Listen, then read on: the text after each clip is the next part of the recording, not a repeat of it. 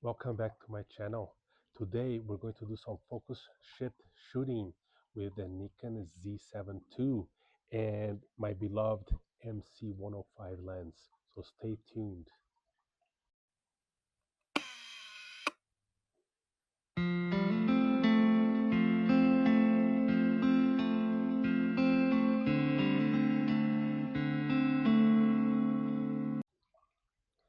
All right, so you don't have to go to exotic locations in the jungle, in the mountains to take beautiful photography. You can do it in your own garden. So today what we're going to do is I picked this subject. There's a little bit of dew, morning dew on the flower, and I want to take a couple of shots. One without focus shift shooting, and one with focus shift shooting. We're going to compare the two and come to a decision which one we think it's the best. So to begin with, I have my camera on a tripod. I have my lens already focused, and let me show you the settings on the back of the camera.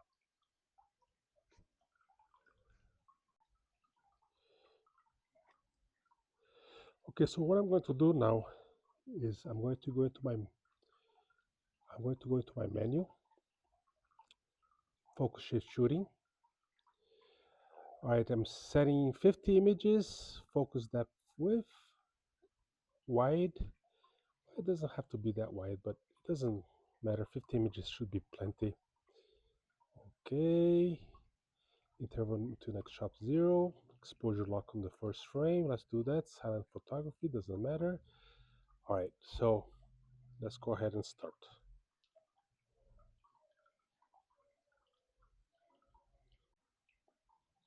Okay, so what we're going to do is this is very important. When you focus, you have to focus from you have to start the first image with the closest to you, the closest point to you in your image, because what focus shift shooting does is it starts at that point and it goes forward, farther away. Okay, so you have to focus there first. Okay, so let's go ahead and take the shot. Let me make sure my focus is perfect. All right, let me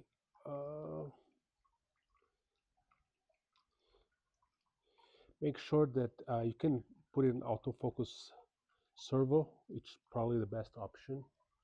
You don't want continuous, you don't want it to track a subject or anything like that.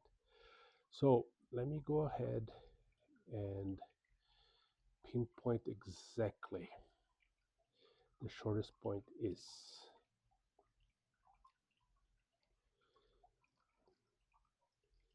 And go in a second. There we go. All right, so what I'm doing right now is I'm going down to the closest points in the image, which is right at the bottom, right here at the bottom of this leaf right there. And I'm going to focus right there. Got it. So the rest of the image is going to look blurry, especially on the top of the flower right here and behind the flower, but that's what we want. Very well. Now, let me show you how to set this up. Entonces, cut. No, no, no. Déjalo grabar. No. Ah, presiona, presiona. All right, so let's press start. All right, so it's preparing, and you probably can see on the back of the camera right here, there's the light turns on.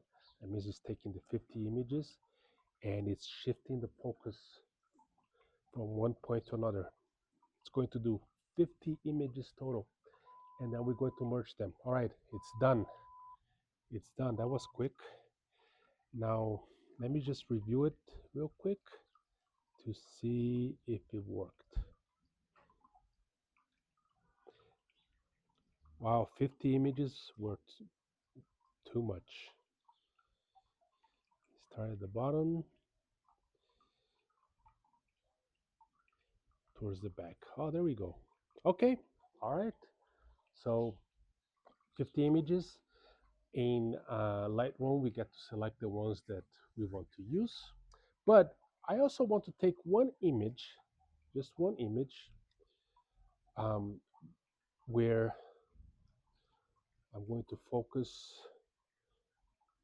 in right in the middle of the image, and I'm going to allow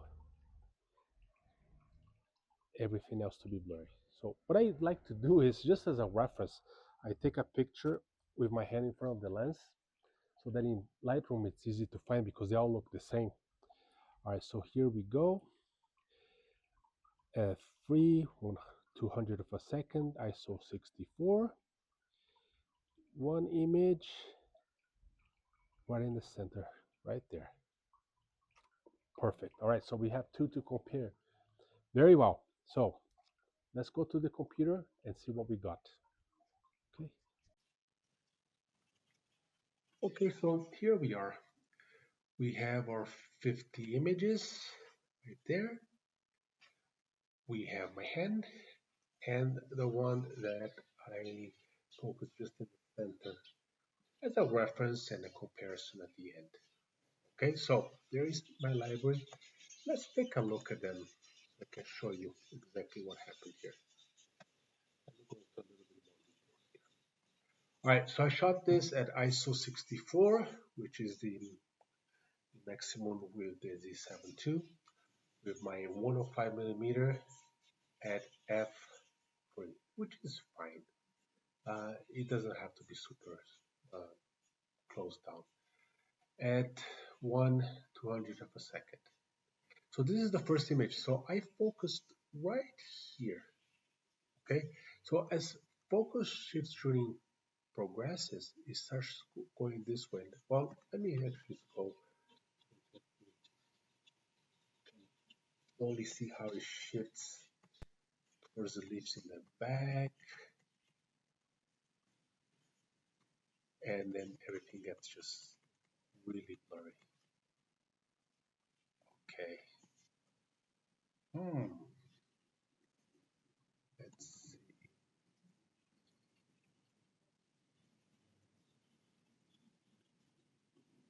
Okay. Well, I'm a little bit concerned that maybe it doesn't focus on, well, the most important part, which is the center of the image right there. But maybe there is a solution. Maybe we can use that other shot, the last shot that I did, and add it to the focus shift shooting sequence.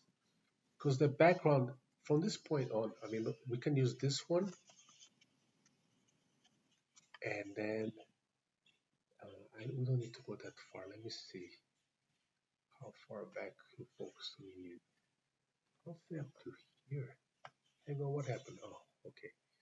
Let me see what frame is this. 19. Okay, we can do the first 20. All right, so let me show you how it's done. Let me just, I'm going to select the first 20 images and the last one. Let's see if this works. If it doesn't, I'll probably have to shoot again. So I'm going to select the one that has the center of the flower in focus. And so Lightroom does not do a stacking or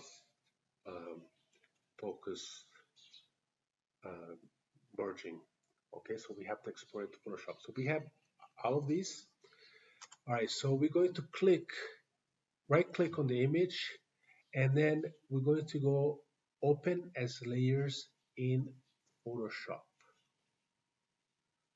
All right, let's click there. There's a lot of things that Lightroom Classic can do that Photoshop can't, especially with exposure and doing things that photographers usually have to do. And but some things like these, it's Photoshop that's the powerhouse. So let's see. Should be opening. Take quite a while. While it does that, let me talk a little bit about the MC105. The MC105 is a 2.8 aperture lens. It's an S lens. And it's probably one of the most versatile lenses that Nikon has. You can do portraits with them. You can do macro photography. So for example, in a wedding, you can take details of the cake, of the wedding rings, um, and also do some portraits because it does isolate the subject from the background very well. So instead of doing reviews of lenses, probably doing something like this is the best way to show you what this lens can do and how it can help improve your photography.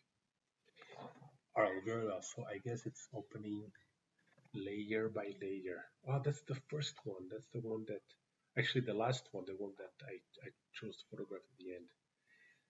Very well. So it's picking that. So here we are.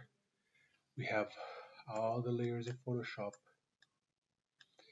What we're going to do is we're going to select all the layers. Click on the first one, on the last one, they are selected. And we're going to edit. First, what we need to do is auto align the layers. Just have it on auto. Geometric distortion, why not? Get removal, why not? Let's give that a try. And let's say auto. Okay, here we go. So it's aligning all the layers. This is going to be interesting. The image becomes very, very heavy. Imagine I'm shooting raw. Each of these images,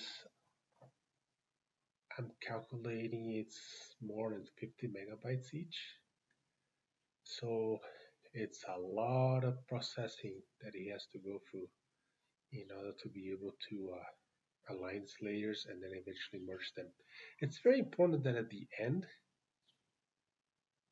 you flatten the image because you don't want to store a file like this in Photoshop. But anyways, we're gonna go back to Lightroom. Let's work on the image in Lightroom because we still have to do a couple of adjustments. The adjustments you should always make with the merged image because it will just be too much. It'll be chaotic to start with all the images, do the adjustments, and then merge them. It's better to do it with the final one. So I'm going to pause this for a second, and once it's done, go to the next step. All right, so we finished auto aligning all the layers.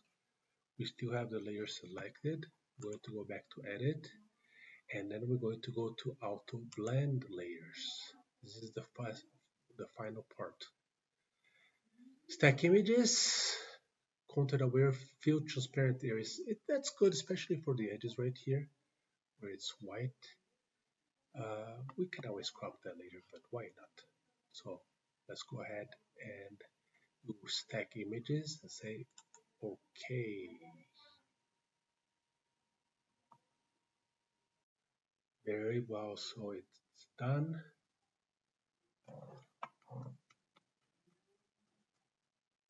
Blending. Let's see, hang on a second. I think it's processing the image. Oh, it's streaming. Okay. All right. It's taking a little bit longer than expected. This process, before this kind of automation in Photoshop, could take hours, if not days, especially when dealing with large files like this. And we're talking about maybe more than 50 images.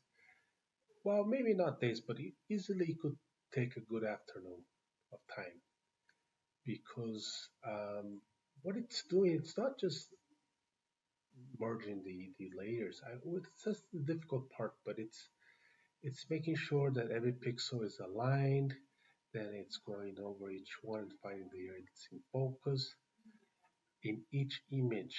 So imagine, I mean, it's a ton of work. It's not simply taking four images and blending it. We're talking about 20 or more images. It can be very, very time consuming.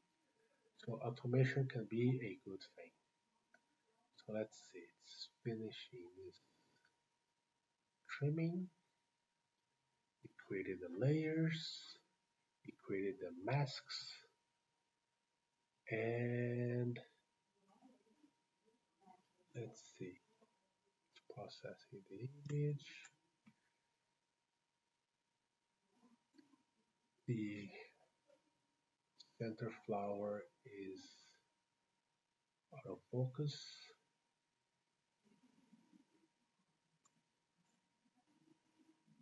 So let's see if it's still rendering.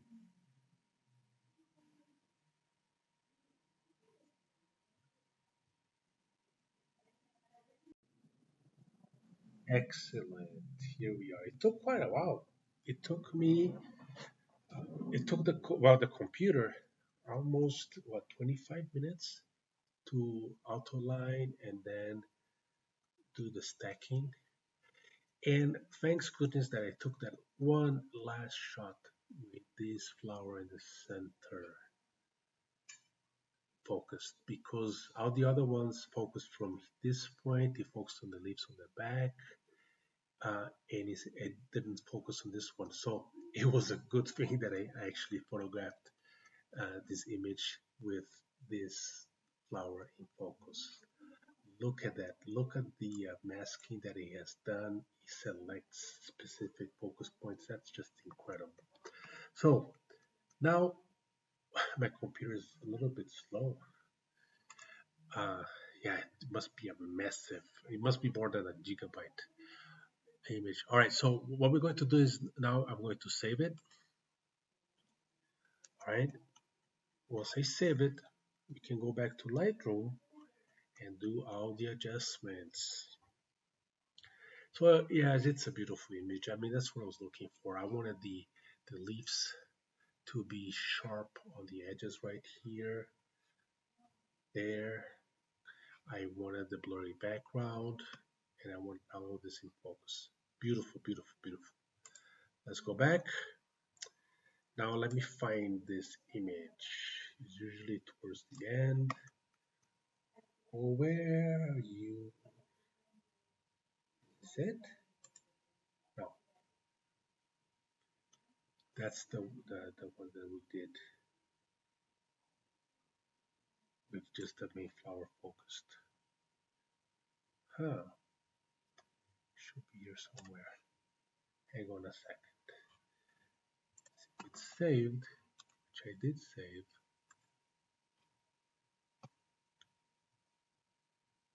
Because documents currently being saved. It'll never. Okay, it's still saving. Yeah, like I said, these files are massive. I mean, it's going to quit. Oh, there we go. I didn't see this. 94% saving. There we go. I went back to Lightroom thinking that it was done, but it's not. Yeah, it's going to be a one massive file. It's just, this is I shot this on RAW, and I believe it's compressed RAW, but still 25 frames merged. Yeah, it's a lot of layers. It's a lot of information to deal with. So that's one of the things to keep in mind is that these files are going to be absolutely gigantic. Especially imagine 100 images or more that you're merging. Wow, it's going to be crazy. But I mean, look at this.